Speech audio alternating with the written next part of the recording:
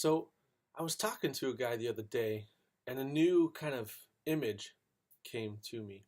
And it's this: when it comes to recovery from porn addiction, the image that I came up with is, if you've ever seen those construction sites with those rent fences around them, right? They're there on purpose to protect the site, the tools, the materials, whatever is in this site is being built. Now, this fence is designed to guard, and it's not there forever. See, when we begin the process of recovery from porn, we recognize, first of all, that we've been hanging out in an empty plot of land, living in a cardboard box, essentially, with no fence around us, living in squalor. It's not how we wanted, it's not our dreams, it's not this house that we've always wanted to live in, it's not this sense of freedom or protection or guardedness, it's just this emptiness and this loss. Well, what we do is, when you come to a recovery group and when you begin this process, or you meet with me or whoever, is we tell you how to put up that fence. So we have these non-negotiables, these things that we call non-negotiable, at least, that you have to implement to begin the process of finding freedom. Things like praying every day, making sure that you are in God's Word, reading His Word every day, including getting rid of any access. And so if you've got some sort of weak point in your home or life, you remove it. You cut off the hand that's causing you to sin. You just get rid of it.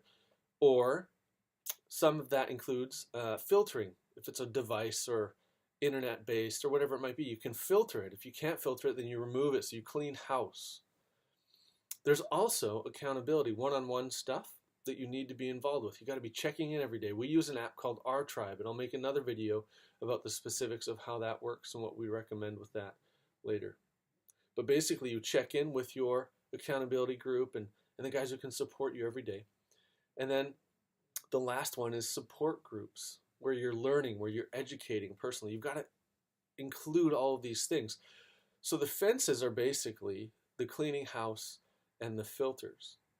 And the foundation of this building that you want, this life that you've always wanted, can't be built unless you implement the others, which are the prayer, the Bible reading, the support groups, the education, all these really, really important elements of becoming strong. So you build this house, this structure, this life that you've always dreamt of, and now you're safe in that house, and either the fence can come down, or maybe you build a permanent fence. A lot of us need a fence there forever. So we have this fence surrounding our home and our life to guard us, to guard our children even. But there's a gate now. So we can let things in and out, and sometimes things that don't belong get in the gate and they're in the yard.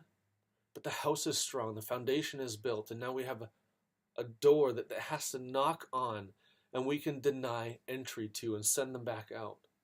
So this fence, this construction zone, is a really neat illustration that I feel helps a lot when you're understanding the process of porn recovery.